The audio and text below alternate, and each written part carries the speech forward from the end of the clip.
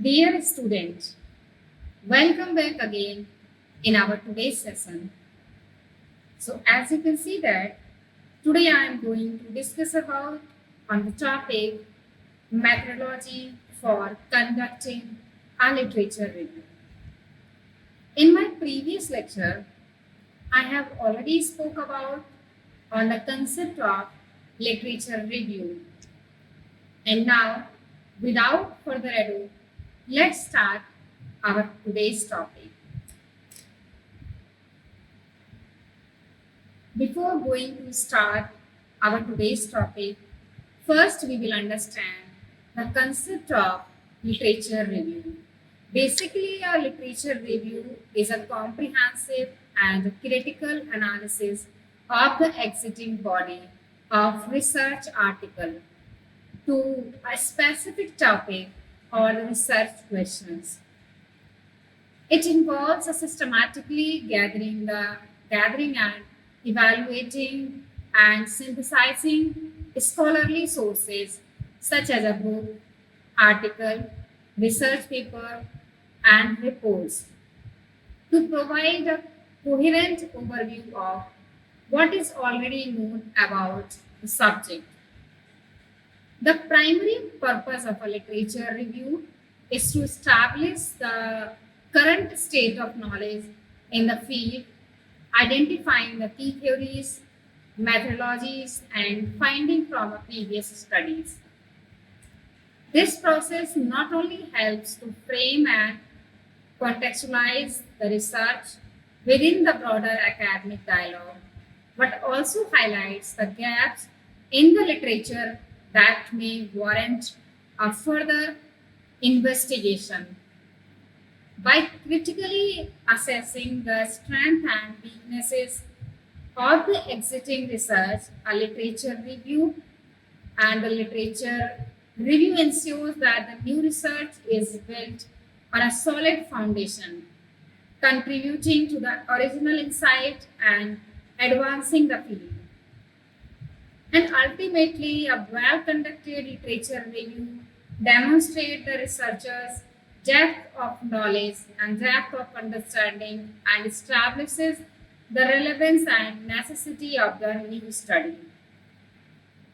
Now, let's understand about the methodologies to conduct a literature review. So, as you can see that the first point is define the scope. Defining the scope is the first and the most essential step when conducting a literature review. This involves formulating a clear research questions or objectives that will guide the review. You should outline the specific boundaries, including the topic, geographical region, time period, and study population you intend to focus on. It is essential to clarify whether you will cover the theoretical frameworks, empirical studies, or both.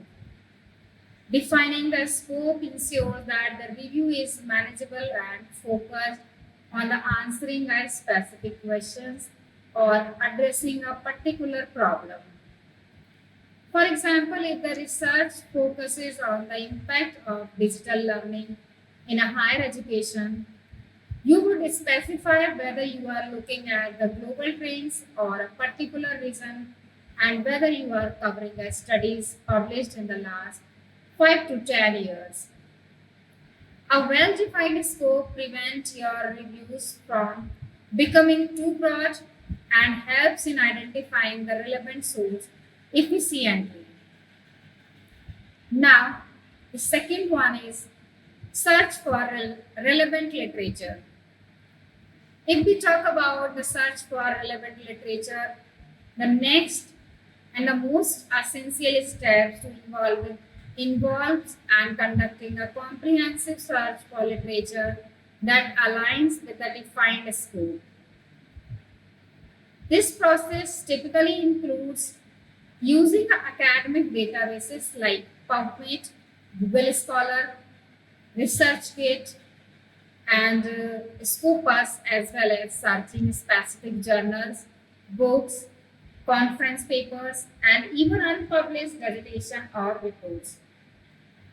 First of all, you should identify the relevant keywords and phrase related to your research topic to enhance the search results.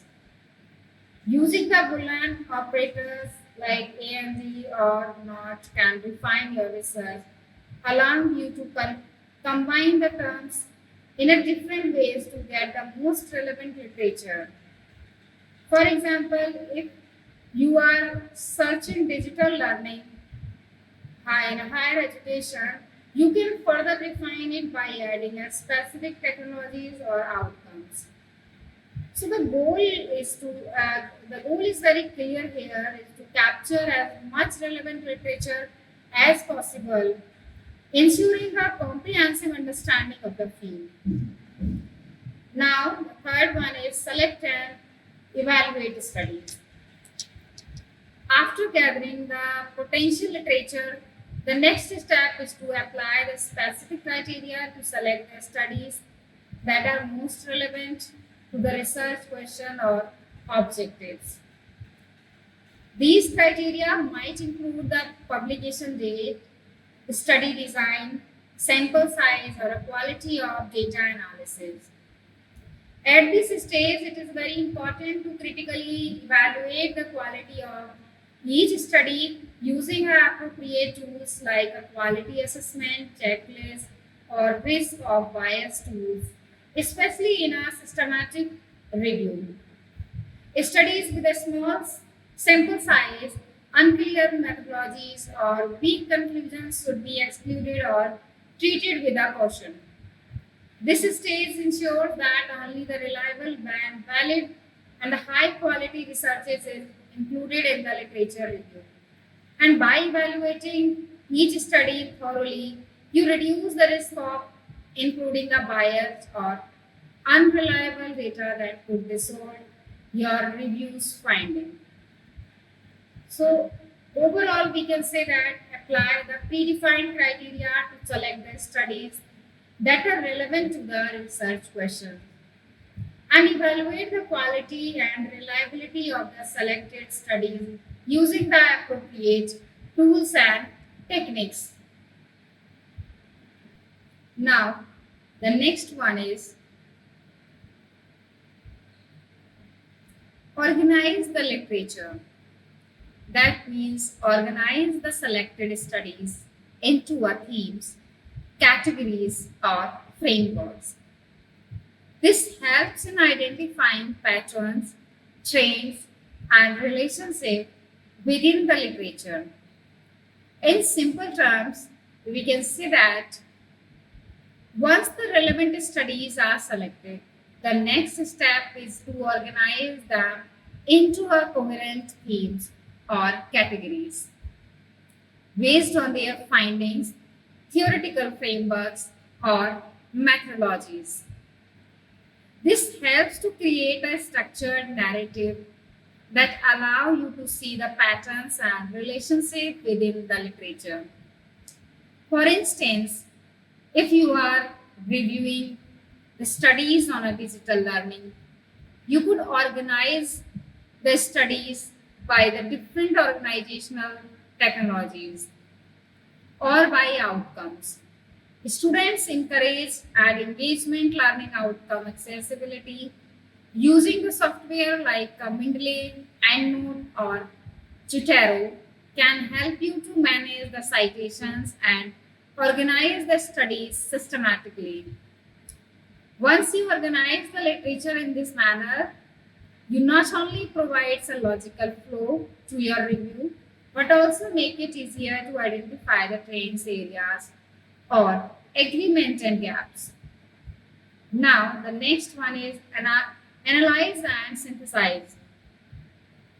Basically, if we talk about the analyze and synthesize, so the analysis and synthesis of the literature is where you critically examine the findings from the organized studies to identify a common themes, conflicting very various viewpoints, and gaps in a knowledge. Analysis involves a deeper examination of the methodologies, results, and conclusions of each study. While synthesis means combining the results of the different studies to provide a cohesive understanding of the topic.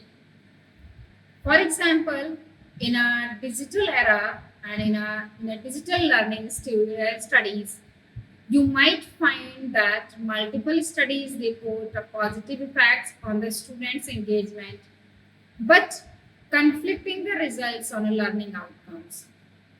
Synthesizing this information helps to create a broader understanding of the literature. This stage is very critical because it moves beyond mere summarizations to interpret and integrate the findings and offering a new insight and identifying the areas that need for the further exploration. Now, the next one is write the literature review. Finally, after analyzing and synthesizing the literature review, you need to write a structured and coherent review. The literature review typically follow a specific format, including an introduction, the body of the review, and a conclusion. In the introduction, you present the research questions and the rationale of the conducting the review, explaining its significance, and in the body, you will organize and the discussion based on the literature review, the themes or categories identified earlier, systematically reviewing and analyze the relevant literature. It is very important to clearly highlight the key findings and draw the connections between the different students. In the conclusion, summarize the main insight gained from the literature, emphasize any identified gaps, and suggest the potential areas for the future research. So, a well written review will not only inform the readers about the current state of knowledge on a topic, but also provide a foundation of the future studies. So, overall, in this way, we can say that the literature review is not merely a primarily step in the research, but a foundational component that enhances the quality and impact of the study. It basically provides the essential context, identifies research gaps, ensures the originality, and guides the methodology, all while building a credibility and supporting the research significance. A well conducted literature review, a stronger the research by situating it within the broader academic landscape and ensuring that it contributes the meaningfully to the field. So, this is all about the methodologies of conducting a literature review. Thank you very much.